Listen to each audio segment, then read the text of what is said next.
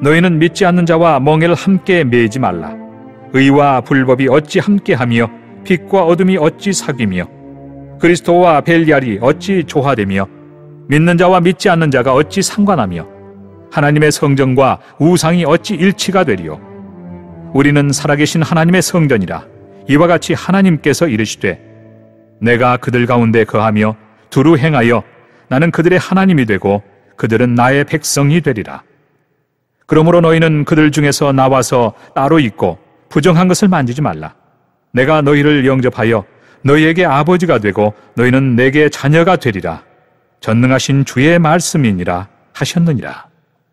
그런즉 사랑하는 자들아, 이 약속을 가진 우리는 하나님을 두려워하는 가운데서 거룩함을 온전히 이루어 육과 영의 온갖 더러운 것에서 자신을 깨끗하게 하자. 할렐루야. 우리 옆에 분들에게 인사합니다. 당신이 우리 교회의 보배이십니다. 네, 여러분들이 우리 교회의 보배인 줄 믿습니다. 오늘 또 온라인으로 예배드리는 여러분들, 주의 은혜가 충만한 여러분의 가정, 일터, 기업이 되기를 축복합니다. 날씨가 진짜 여름인 것 같습니다. 조금만 움직이면 이제 땀이 많이 흐르는 그런 계절입니다. 여러분, 여름 아프지도 마시고 건강하게 잘 이 여름 넘기시기를 바랍니다. 여러분, 우리가 날씨가 더운 것처럼 하나님의 은혜가 쏟아지기를 축복합니다. 오늘 고린도 후서 10번째 시간입니다. 자신을 깨끗게 하라라는 그런 말씀입니다. 여러분, 오늘 이 말씀 들을 때 여러분들이 참 오해 없이 결혼에 대해서도 오늘 제가 좀 얘기를 하려고 그래요. 또 어떤 사람을 사귀어야 되는가, 우리 청년들은 데이트 어떻게 할 것인가, 이런 얘기들을 좀 하려고 하는데 여러분 오해 없이 잘 들으시기를 바랍니다. 고린도후서 지난 우리가 시간의 마지막 절에 보면 이런 말씀으로 끝이 났습니다. 내가 자녀에게 말하듯 하노니 보답하는 것으로 너희도 마음을 넓히라 라고. 우리 예수 믿는 사람들은 마음이 좀 넓은 분들 되시기를 바랍니다. 지난번에도 얘기했죠. 태평양같이 넓은 바다는 모든 것이 들어가도 이걸 다 흡수합니다.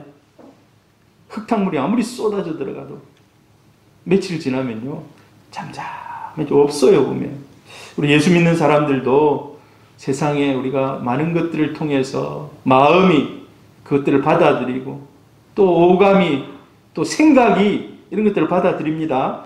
자, 여러분, 우리 예수 믿는 사람들은 비판보다도 용서를, 오해보다도 이해할 수 있는 우리 성도님들 되기를 축복합니다. 관용과 넓은 마음, 예수님 십자가 위에서 못을 박는 그들을 향하여서 하나님, 저들이 지금 무슨 일을 하는지를 모르고 있습니다. 하나님, 저들의 죄도 사하여 주옵소서라고 자기를 죽이는 그런 무리를 향해서도 예수님 열어놓고 용서하고 관용하고 포용한 것을 보게 됩니다. 우리도 작은 예수로서 그런 은혜가 있기를 바랍니다. 자, 여러분, 그런데 많은 것을 포용하고 이해하고 관용하고 그렇게 해야 되지만서도, 그러나 하나님을 거역하는, 하나님을 배반하는 그런 사람들에 대해서는 어떻게 해야 되는가? 바울은 또한 단호한 입장을 표합니다. 오늘 우리가 읽은 본문에 보면 상당히 우리가 뭐 서서히 읽어서 그렇지 이게 센 어조로 얘기하는 겁니다. 바울이 굉장히 세게 크게 강조해서 얘기하고 있다는 것을 여러분 알아야 됩니다. 하나님께서는 기본적으로 우리 예수 믿는 사람들이 세상과는 구별된 그런 존재가 되기를 원합니다. 구별된. 우리 세상에 속해 있습니다만은, 그러나 구별됐다는 것은 뭡니까? 눈에 띈다는 것입니다. 눈에 띈다는 거예요. 여러분, 물고기가 죽은 물고기들 싹 떠내려갑니다만, 위에서 물이 흘러내면 떠내려. 살아있는 물고기는 어떻습니까? 거슬러 올라갑니다. 거슬러 올라가요. 거슬러 올라가요. 눈에 띕니다. 눈에 띄요. 우리 예수 믿는 사람들도 구별된 존재로 눈에 띌 수 있기를 바랍니다. 예. 눈에 띌 수 있기를 바라요. 우리는 어떤 자세로 살아야 되는가? 어떤 자세로 살아야 되는가? 오늘 한 4가지 정도로 말씀을 드리려고 합니다. 성도는 믿지 않는 자와 멍에를 함께 매지 말아야 한다라고 얘기합니다. 여러분 아마 이 얘기 많이 들었을 거예요. 믿지 않는 자와 멍에를 매지 말라. 자, 이 의미에 대해서 우리가 깊이 생각해 보려고 그래요. 같이 읽습니다. 시작. 너희는 믿지 않는 자와 멍에를 함께 매지 말라. 의와 불법이 어찌 함께하며 빛과 어둠이 어찌 사귀며. 자, 이게요, 되게 세게 지금 강조하는 얘기라고 제가 말씀을 드렸습니다. 예. 여기서 믿지 않는 자하고 멍에를 매지 말라 했는데, 믿지 않는 자가 누구일까요? 자, 교회 밖에 있는, 구원 밖에 있는, 하나님 밖에 있는, 세상에 있는 사람들. 그래서 적극적으로는 하나님을 부정하는 사람들입니다. 세상에도 하나님 부정하지 않는 사람도 있을 수 있어요. 하나님 안 믿지만. 그러나 적극적으로 하나님을 부정하고 교회를 부정하고 복음을 부정하고 십자가를 부정하는 사람들. 자, 이런 사람들하고는 어떻게 하라고요? 멍에를 함께 매지 말라는 것입니다. 자, 여러분 멍에가 뭔지 아십니까? 멍에 보셨어요? 자, 멍에가 이렇게 생겼어요. 이게 멍에예요. 보신 적 있습니까? 처음 봅니까? 멍에. 자, 소가 멍에를 둘이서 함께 메고 있는 겁니다. 자, 한 마리 소가 끌 수 있는 힘 1이라면 두 마리 소가 함께 끌면 4, 6의 힘이 나온다고 그래요. 둘이 쫙, 이제 우리는 시너지라고 그러잖아요. 우리가 얘기하는 시너지. 시너지가 굉장하게 난다는 거예요. 여러분, 혼자 기도하는 것보다 여럿이 함께 기도하는 것이, 오늘 우리가 함께 기도합니다. 이런 시너지를 낸다는 것입니다. 여러분, 짝대기 하나 쉽게 부러집니다. 2개도 부러져요. 근데 3개, 4개 하면 진짜 잘 안 부러집니다. 자, 이게 정상적으로 멍에를 메고 있는 모습입니다. 끌고 있는 모습이에요. 자, 그런데 오늘 성경에서 얘기하는 멍에의 모습, 바울이 생각하고 말하는 멍에의 모습이 이런 모습인 거예요. 이런 모습. 여러분, 어떻게 되겠습니까? 정확하게 힘이 나오겠습니까? 자, 그런데 신명기 22장에 이런 말이 기록이 되어 있어요. 사도 바울이 오늘 14절 이 말씀을 기록할 때에 그의 머릿속에 남아있는 성경의 구절이 신명기 22장 10절입니다. 자, 같이 읽어보면 시작. 너는 소와 나귀를 결의하여 갈지 말며. 소와 나귀를 같이 묶어가지고 같이 일을 시키지 말라는 것입니다. 왜 그럴까요? 같은 동물끼리, 여러분, 에스키모인들은요, 똑같은 저 북극에 썰매를 끄는 개들이 있잖아요. 진짜 빨리 달립니다. 개들이 한 5마리, 10마리 쫙 하면 정말 빨리 달려가요. 그들은 보면. 주인이 원하는 대로 같은 동물끼리 멍에를 메고 가면 같이 더 빠르게 갈 수 있다는 거예요. 자, 이런 모습이죠. 자, 그런데 소와 나귀를 함께 묶어 놓게 되면 서로 갈 길을 가려고 합니다. 이게 일이 안 돼요. 절대 좋은 결과를 낼 수가 없어요. 한 마리가 끊음만 못한 그런 결과를 나타냅니다. 함께 멍에를 맨다는 거, 이거는요, 멍에를 맨다는 말이 뭐겠습니까? 같이 일을 한다는 거예요. 같이 일을 한다는 거. 자, 그런데 사도 바울이 정말 하고 싶은 얘기는 믿지 않는 사람과 함께 멍에를 메고 일을 할 수 있겠는가라는 거예요. 할 수 있겠습니까, 여러분? 힘들죠. 예. 서로 목표가 다른 거예요. 서로 목표가. 예. 여러분, 왜 서로 다른 사람끼리 머리를 맞대고 막 지혜를 짜내면서도 막 이렇게 하는데도 일의 목표를 이루기가 쉽지 않을까요? 자, 그것은요, 세상에 있는 사람들과 또 예수 믿는 우리들의 가치관이 다르기 때문입니다. 세상에 있는 사람들이 평범한 사람들, 그러니까 교회 밖에 있는 믿지 않는 사람들, 그 사람들 정말 열심히 일해요. 제가요, 가끔 서울에, 지금 우리 교회에서는 뭐 결혼식이 뭐 별로 없기 때문에 그런 일이 별로 없습니다만은, 앞전 교회에 있을 때 결혼식이 많아요. 결혼 정말 많아요. 때로는 서울에서 결혼식도 많이 해요. 성도의 자녀들이 막 서울 가서 살다가 그곳에서 만나서 결혼하면 서울 가야 되거든요. 서울 가는데요, 사람들이 지하철을 딱 타보면요, 우와, 너무 사람들이 많이 몰려다니는 거예요. 몰려다니는 게 놀러 다니는 것이 아니고 빠르게 막, 거기서는 정말 못 살겠더라고요. 부산이 정말 좋은 곳이에요, 여러분. 부산 사는 것에 여러분 감사하기를 바라요. 자, 세상 사람들이 그렇게 열심히 일을 합니다. 돈도 열심히 벌려고 해요. 아침부터, 지금은 그렇게 하는지 모르겠는데, 푸시맨이 있어요. 지하철 타면.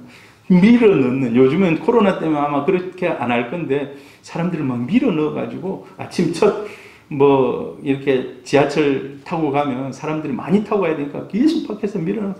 진짜 콩나물처럼 이렇게 해가지고 가는 거예요. 왜 그래요? 그 사람들도 다 돈 벌려고 그래요.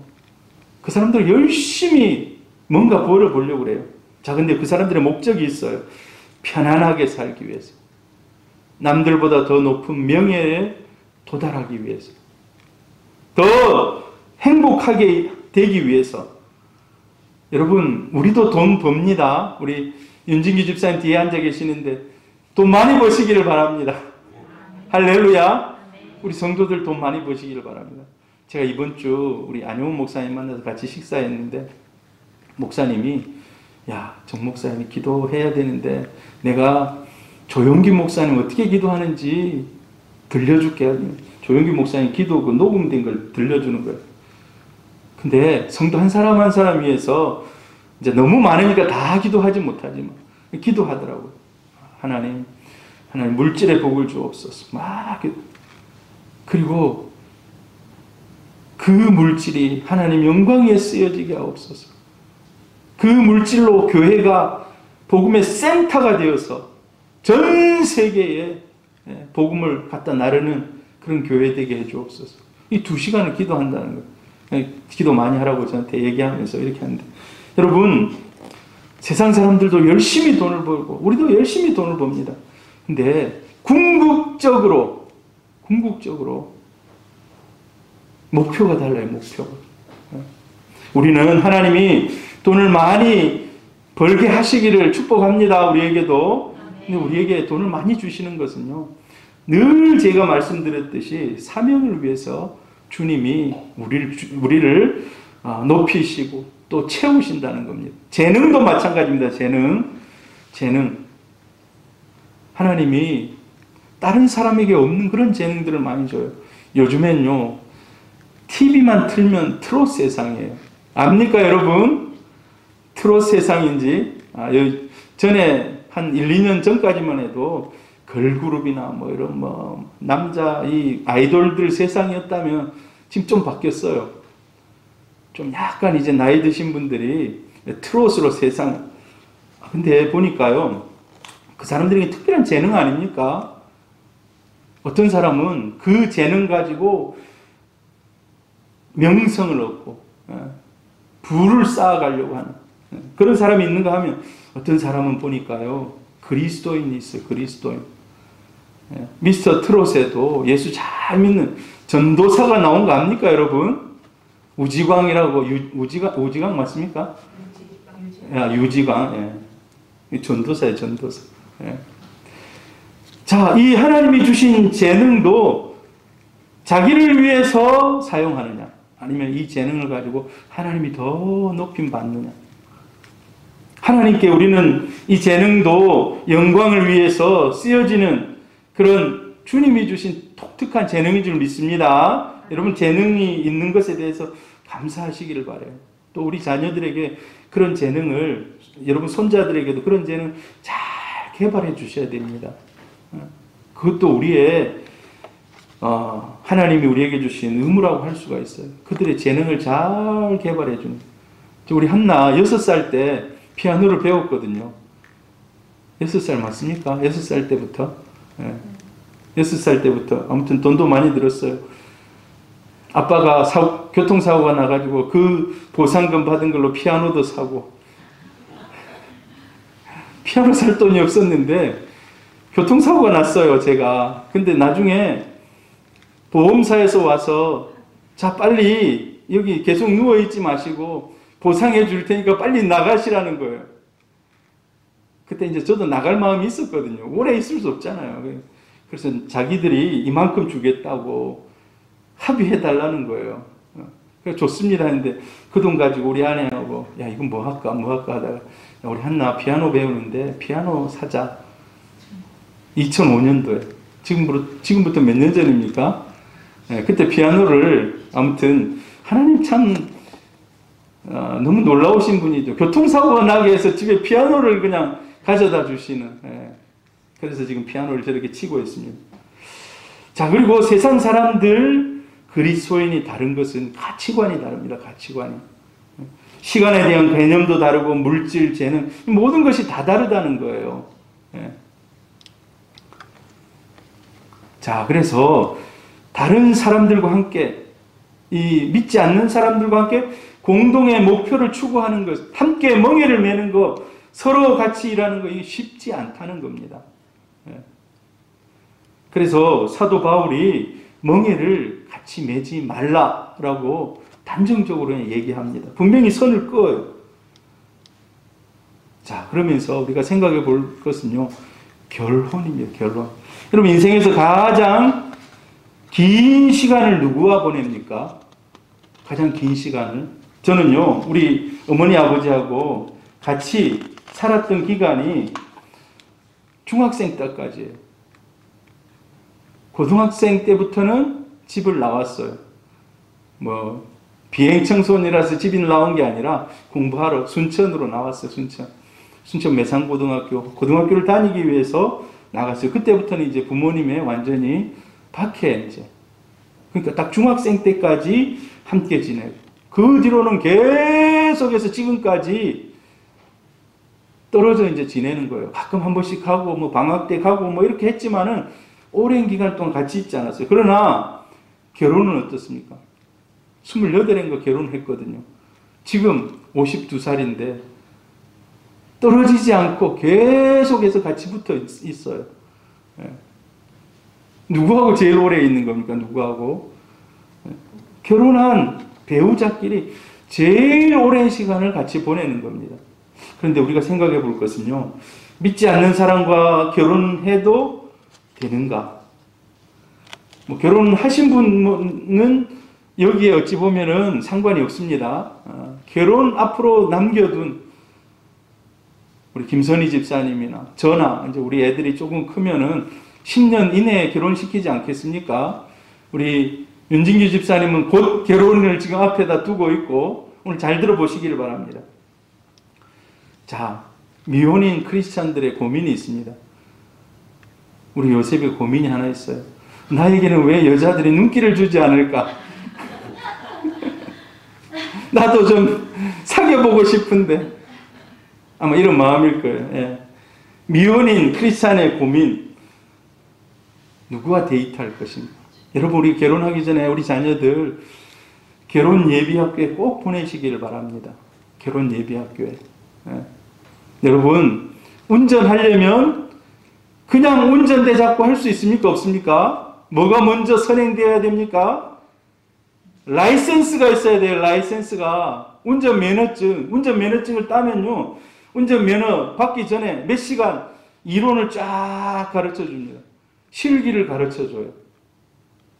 결혼도 어찌 보면은요, 결혼 예비학교에서 그런 것들을 배우고 결혼 생활을 시작하는 거하고 배우지 않고 시작하는 거하고 천지 차이입니다.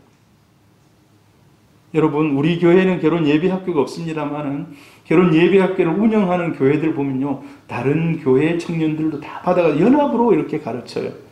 수영로 교회도 있고 온천 교회도 가끔 한 번씩 이렇게 합니다.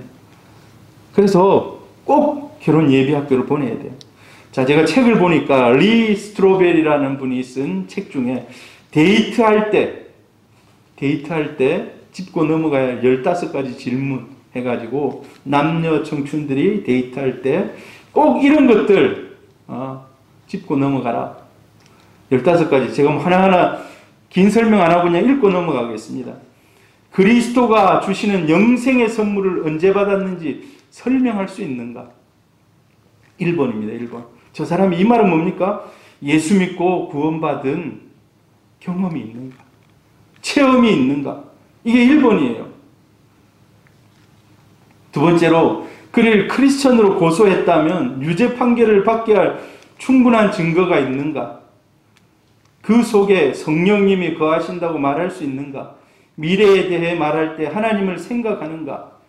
마음의 양식으로 무엇을 선택하는가? 마음의 나침판이 자연스럽게 어디로 향하는가?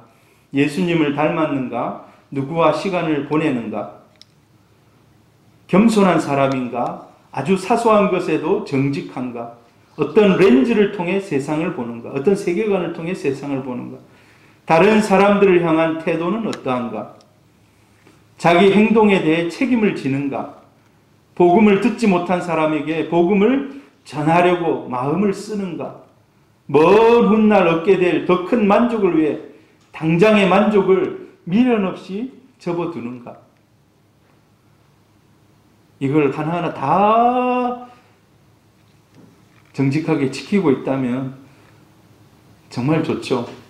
전 결혼하기 전에 15가지 하나님, 제 아내는 이런 사람이 됐으면 좋겠습니다 하고, 그건 제 나름대로 생각이었어요. 책을 더 많이 읽었다면 이런 것들을 아마 했겠죠. 그때는 제가 책을 덜 읽어서 다른 사람들이 만들어 놓은 그런 저런 좋은 가이드를 보지를 못했기 때문에, 우리 자녀들 이런 좋은 가이드를 통해서 알려주시길 바랍니다. 자, 네가 지금 사귀고 있나? 그럼 너는 먼저 네가 이런 사람이 돼야 된다. 그리고 너와 사귀는 사람이 이런 사람이 되었으면 좋겠다. 최소한 이 중에 1번은 양보할 수 없는 거예요. 1번. 아까 1번이 뭐였습니까? 그리스도가 주시는 영생을 선물로 언제 받았는가? 1번은 양보할 수가 없는 겁니다. 이걸 뭐 전부 다 한다면 퍼펙트하겠죠. 그러나 이 중에서 열심히 살려고, 그래서 한 절반 이상 넘기면서,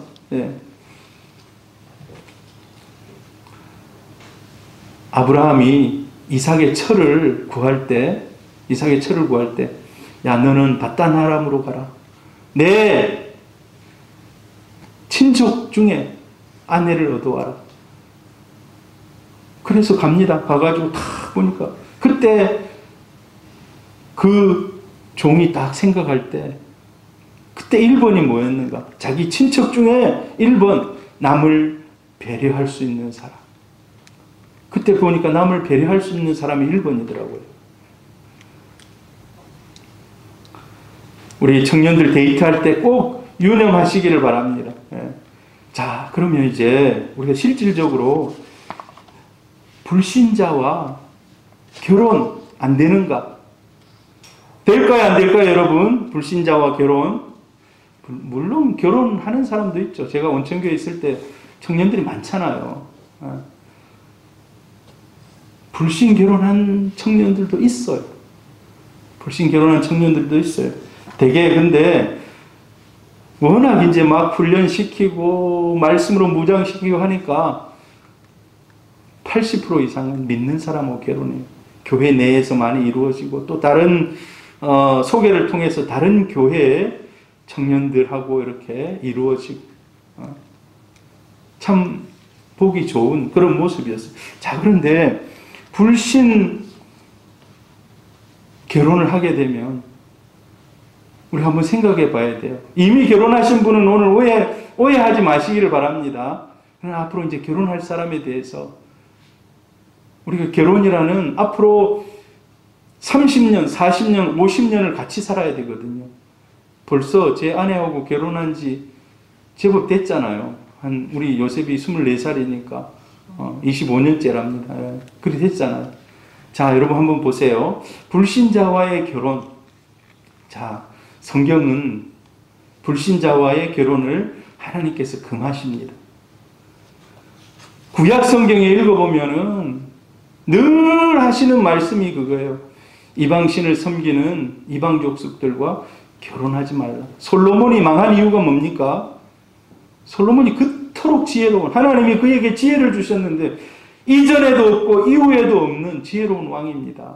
그런데 이방신을 섬기는 아리따운 공주들을 막 각 곳에서 다 데려와요. 그가 망하게 된 원인입니다.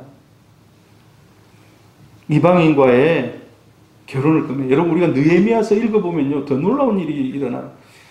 느헤미야가 이제 돌아와가지고 성전을, 성벽을 건축하고 다시 느헤미야 7장 같은 데 보면은 성벽에서 부흥회를 하고 하거든요. 그래, 나중에 다, 제사장들 다 모여라 하고 하니까 제사장들이 막 모였는데 보니까 이방인들하고 결혼한 그 가정들이 있는 거예요. 강제로 다 이혼을 시켜요. 강제로 다. 우리 하나님의 말씀으로 돌아간다 하면서 다 분리시킵니다. 헤어지게 만들어요. 그런 극단적인 일들도 기록이 되어 있어요. 여러분, 오늘 결혼하신 분들은 오해 없이 들으시기를 바랍니다. 결혼할 사람들에게 대해서 제가 말하고 있는 겁니다. 자, 그래서 불신자와의 결혼은 하나님이 금하신다는 것. 함께 멍에를 매지 말라라는 것. 왜 그래요? 두 사람의 인격이 하나 되는 것이 불가능합니다. 결혼 생활은요, 육체적인 만남도 있지만 영적인 교제와 친밀함이 더 앞섭니다. 영적인 그런 결합이 더 어찌 보면 앞서요. 그래서 빛의 자녀, 이제 성경 쪽 오늘도 읽어보면 빛의 자녀와 어둠의 자녀, 하나님과 벨리알이 어떻게 하나가 될 수 있겠네요. 하나가 안 된다는 거예요, 두 인격이. 결혼해서 여러분 오랜 후에라도 예수를 남편이 믿게 되면 그때 이제 옛날에 영적인 그런 결합들, 교제가 안 됐던 것이 이제 그때 비로소 이제 하나가 되는 일들이 일어나는 겁니다. 그리고 삶의 우선순위가 달라요. 불신자와 예수 믿는 사람들 삶의 우선순위가 다릅니다. 뭘 하려고 해도 아마 이 말씀을 우리 김태현 집사님이 듣고 있는지 모르겠는데, 김태현 집사님이 늘 마음속에 늘 자기가 하는 얘기가 그래요. 삶의 우선순위가 다르다는 거예요. 아내와 자기. 그리고 영적인 생활을 하는 데 있어서 감당하기 어려운 짐이 매번 올무로 작용한다는 거예요. 영적인 일을 해보려고 하면 늘 태클이 걸려요. 하나님 앞에 헌신하려고 하면 늘 태클이 걸립니다.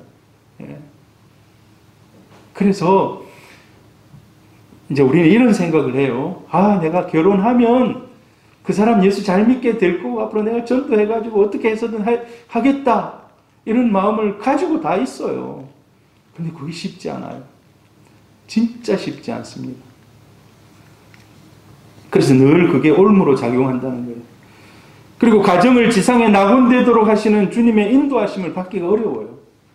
우리가 결혼하면 가정 천국을 이루세요라고 얘기하는데 불신자와 결혼하게 되면 가정 천국이 잘 안 이루어집니다.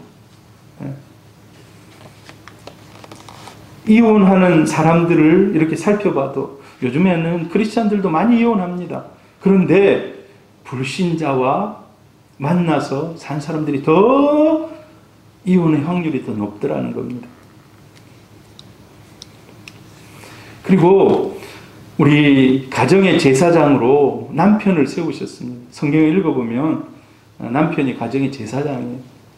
가정의 제사장이 뭡니까? 가정을 잘 하나님의 말씀으로 양육하고 그들을 위해서 기도하고, 부모에게는요 자녀를 향한 축복권이 있어요. 자녀를 손을 얹고 기도해 줘야 돼요.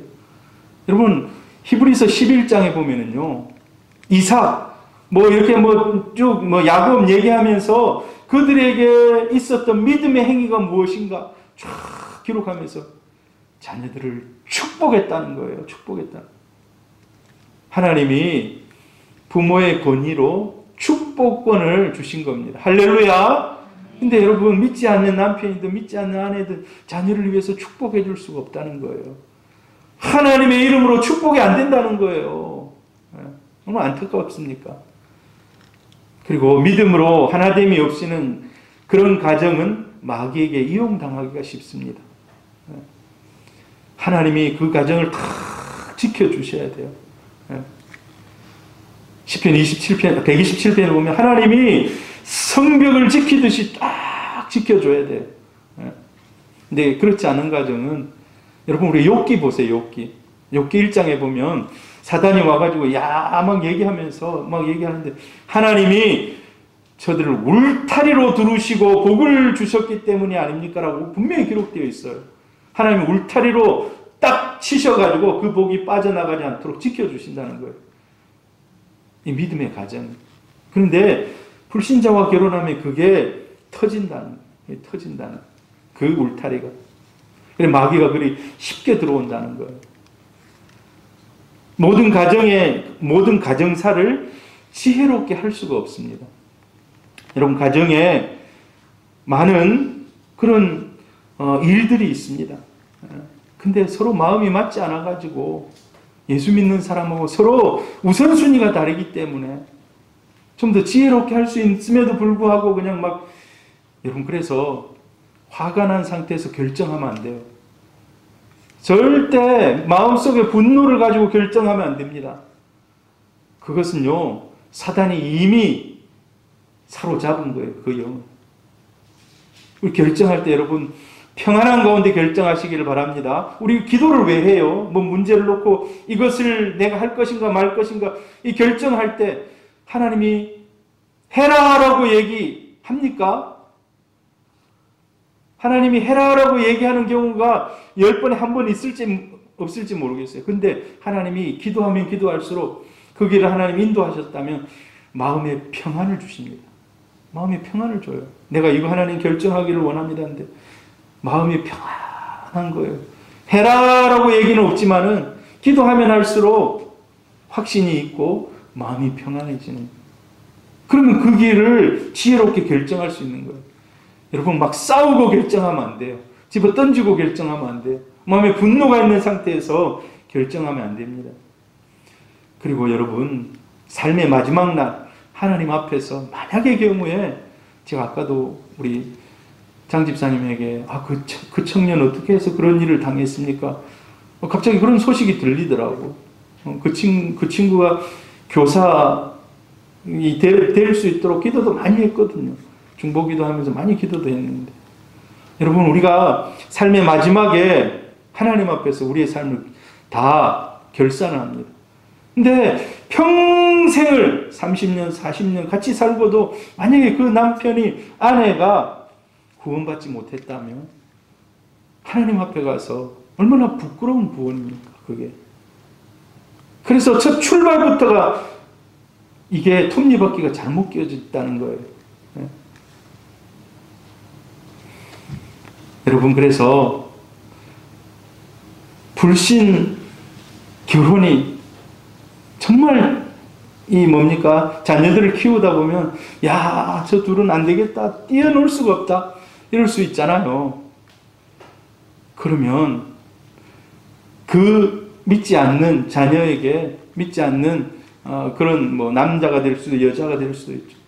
믿음을 가지도록 온 식구가 믿음을 가지도록 권면해야 돼요. 최선을 다해서 믿음을 가지도록 권면해야 돼요. 제가 전에 이제 우리 아버지 어머니가 예수를 안 믿잖아요.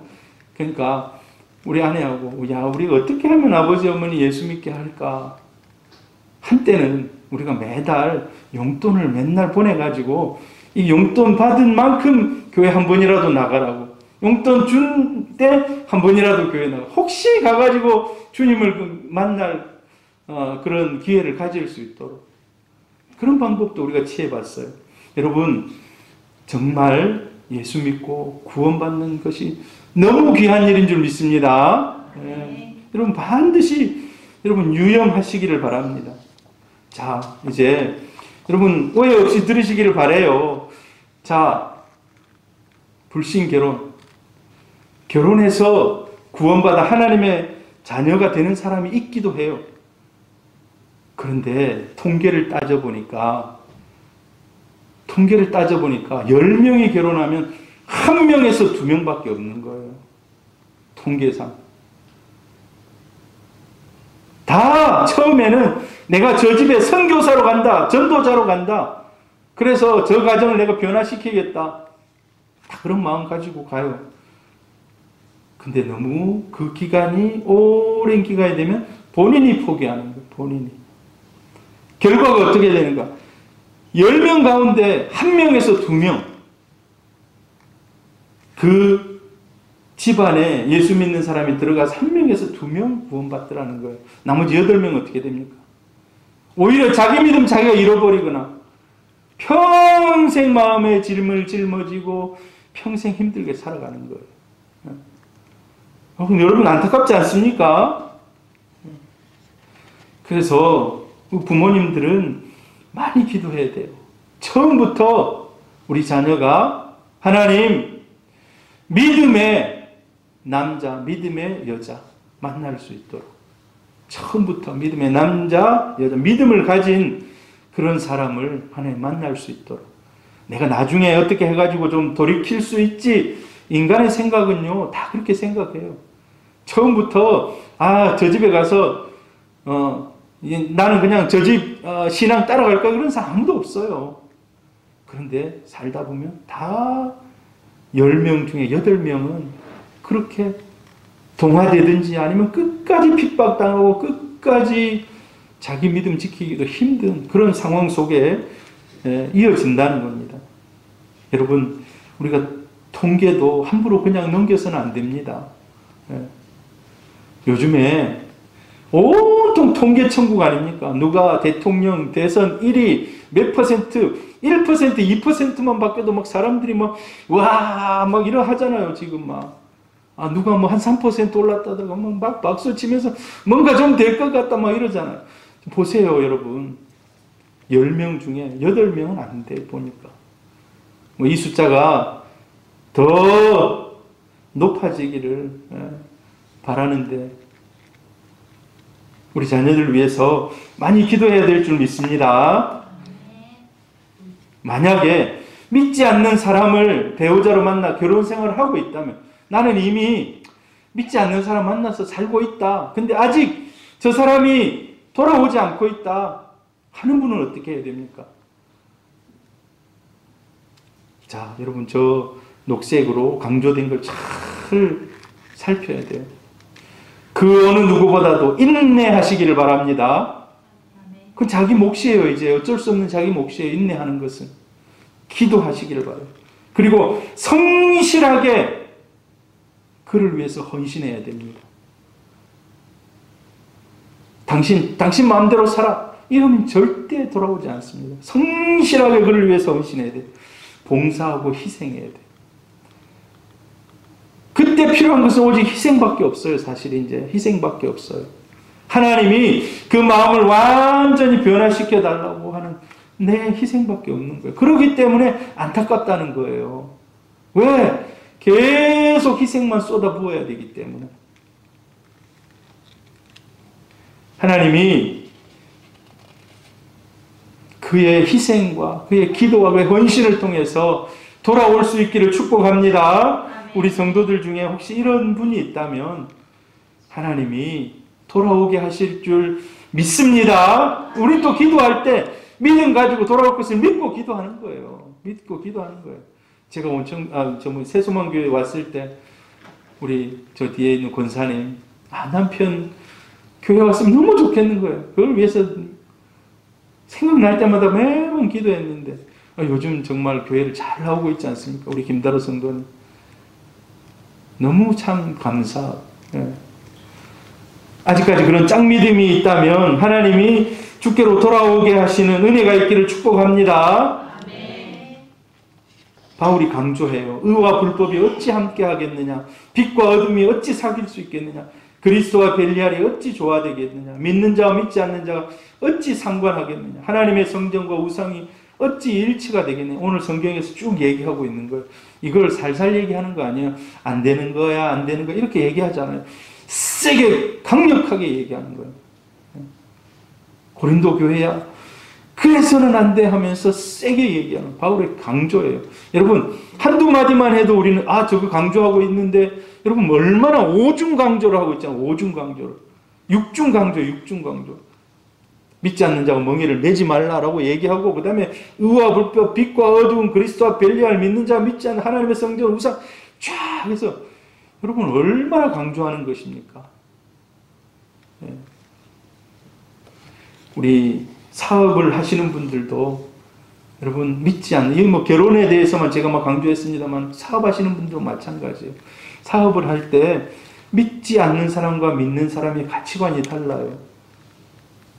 믿지 않는 사람은 어찌 보면은 하나라도 더 이용해서 더 이윤을 남겨보려고. 그래서 그게 참 쉽지 않습니다. 교회 안에서 같이 믿는 사람도 이게 잘 힘들어요. 같이 믿는 사람도 동업하면서 이거 같이 하는 게 힘들어요. 그것 때문에 교회를 떠나게 되고 서로 반목하게 되고 제가 그런 걸 많이 봤어요. 앞전 교회에서도 많이 보고 그래서 참 하나 되는 게 힘들구나. 하나 되는 게 힘들구나. 어느 누구 한 사람은 그냥 거기서 완전히 희생해야 돼. 희생한다는 게 뭡니까? 완전히 그냥 밑거름이 돼줘야 돼.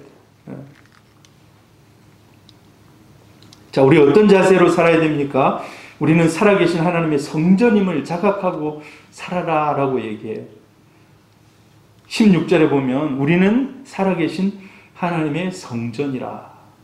예수님께서 요한복음에 보면 제일 먼저 성전에 가서 하신 일이 뭡니까? 성전을 다 쓸어내고 정화하고 청소하신 일이잖아요.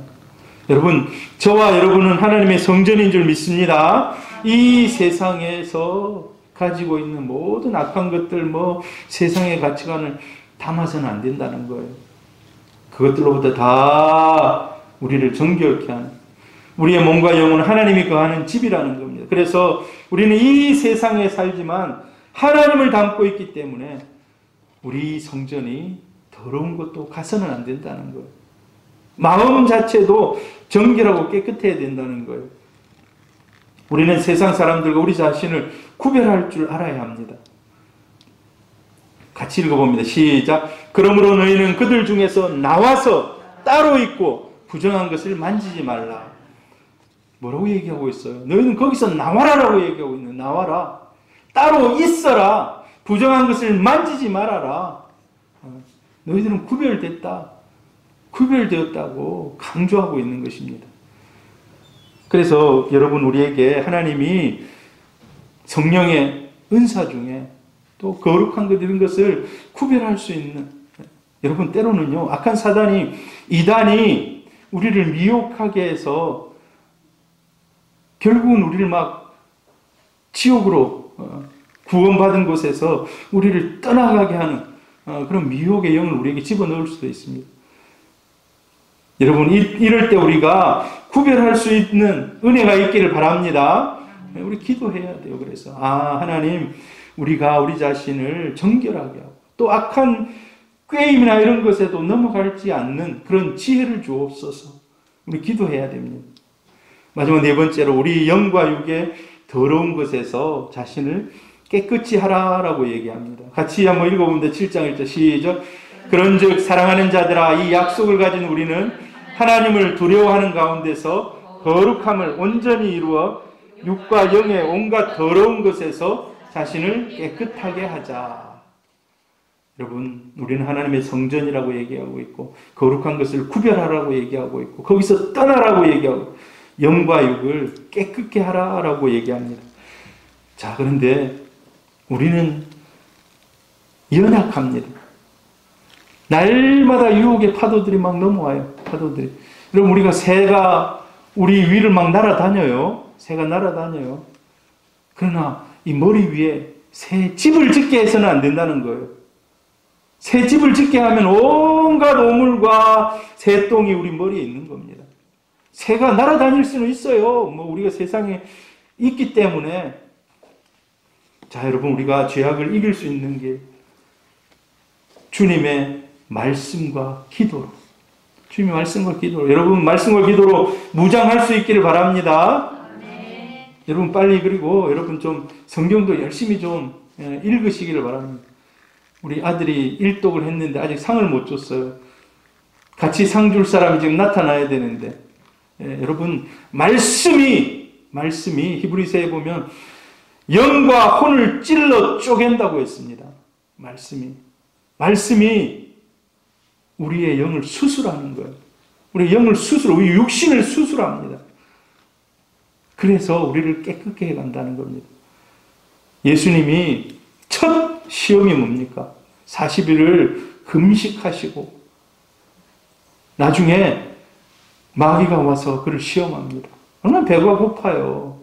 얼마나 쉬고 싶겠어요. 얼마나 편한 것을 원하겠어요. 근데 그렇게 하라는 거예요. 그런데 그 육신의 안락과 이 모든 것들을 말씀으로 이기십니다. 말씀으로. 여러분, 우리도 말씀으로 이길 수 있기를 바랍니다. 하나님의 말씀과 기도로 거룩해지느니라 라고 성경이 말하고 있습니다. 여러분, 이 말씀과 기도로 회개함으로 우리를 구별하며 깨끗게 유지하며 하나님의 기뻐하는 자녀로 살아있는 우리 성도님들 되기를 바랍니다. 자, 요약해보자면 성도는 믿지 않는 자와 멍에를 함께 매지 말라라는 것. 얼마나 이게 강조하고요. 강조. 그리고 우리가 하나님의 성전인 줄 믿습니다. 우리 자신을 세상으로부터 그래서 구별해야 돼요. 우리의 영과 육이 더러움으로부터 자신을 깨끗게 하는. 그래서 말씀과 기도로 우리가 더 순결하게, 더 영적으로 깨끗하게 주님 앞에 나아갈 수 있는 우리 성도님들 되기를 바랍니다. 할렐루야.